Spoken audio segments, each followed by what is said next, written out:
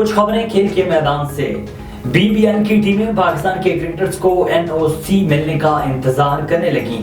ذرائع کے مطابق حارث رؤف، اسامہ میر اور زمان خان کے بی بی ایل میں میلبرن سٹارز اور سڈنی تھنڈرز کے ساتھ معاہدے ہیں۔ حارث رؤف کے ساتھ بی بی ایل کی ایک تقریب بھی شیڈیول ہے۔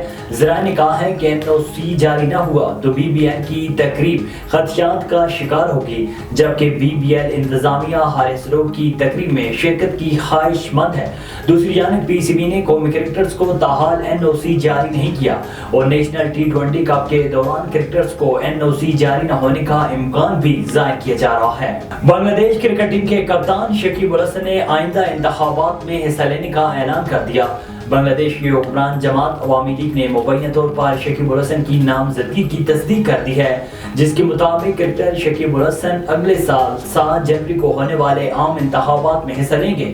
مقامی میڈیا رپورٹس میں بتایا گیا کہ شکیب الحسن کی کرکٹ میں واپسی کے بارے میں ابھی تک کوئی اطلاع نہیں دی گئی۔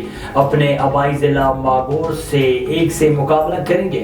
واضح ہے کہ شکیب الحسن ورلڈ کپ میں سری لنکا کے خلاف میچ کے دوران انگلی کی انجری کا شکار ہوئے تھے۔ نیوزی لینڈ کے خلاف 2 میچوں کی ہوم ٹیسٹ سیریز کھیلنے کے بعد بنگلہ دیش نیوزی لینڈ کا دورہ کرنے والا ہے۔ پنجاب اسٹیڈیم میں منعقد ہونے والا 4 روزہ سوئی نیادرن سالانہ سپورٹس گالا لاہور ڈسٹریبیوشن کی فتح کے ساتھ اختتام پذیر ہو گیا۔